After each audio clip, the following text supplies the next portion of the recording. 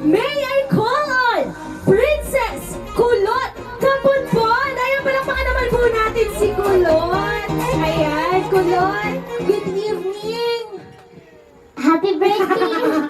Kulot, wait lang. Sa akin ka muna tumingin. Kulot, good evening. Good evening, how? Oh, ayan, hindi ka sa akin tumingin, Kulot. Ayan, kita'y mag-usap munang dalawa, Kulot. Ayan. Kumusta naman ang iyong buhay ngayon, Kulot? Ay, ayos lang, how? Ay, ganit ka sa akin at di ka nakatingin. Ayan, Kulot, kumusta ang iyong buhay, Maynila? Ayun, how? Ay, masaya naman, how? At nakaka-enjoy, how? Ayun nga naman siguro. Kita ko nung isang araw, ikaw ay talagang kagaling mong umarte eh. Ay, syempre, how? Gagaling nga para sa Ay, future. gusto ko may sample. Gusto ko i-sample mo yung ginawa mo nung nakaraan, Kulot. Pwede ka? Kaya mo gayon? Sige, how? Sige, harap ka dito. Dito ka sa harap ka, ayan. Bitawan mo muna yung regalo mo kay Ate Kat. Ayan. Ba't na umiiyak na si Kulot? Kulot, sige. Sample, Kunwari ako si Direk. Okay, Kulot, umakting ka in 3, 2, 1, action!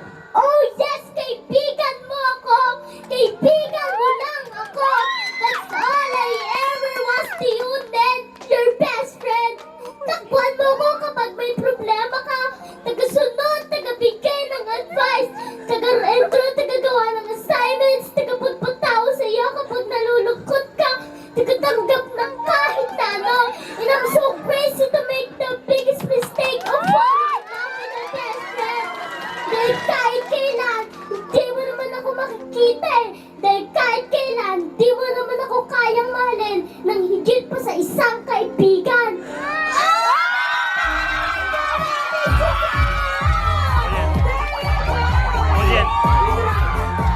Grabe naman yun talagang kinilabutan ako, Kulot. Kulot, ayan. Sige, ganito muna, Kulot. Bago ka muna mag-message kay Ate Kathleen, syempre ito na rin yung moment namin para syempre madami lagi ang nag-aabang sa pagbalik mo dito sa Barangay Laurel. Harap ka muna sa mga audience natin, Kulot. Ayan.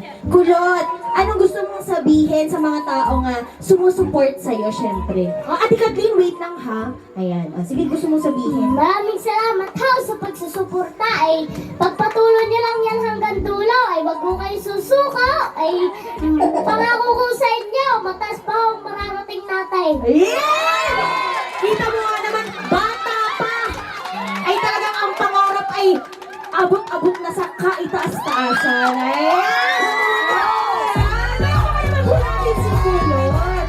Okay, ngayon Kulot, ito na.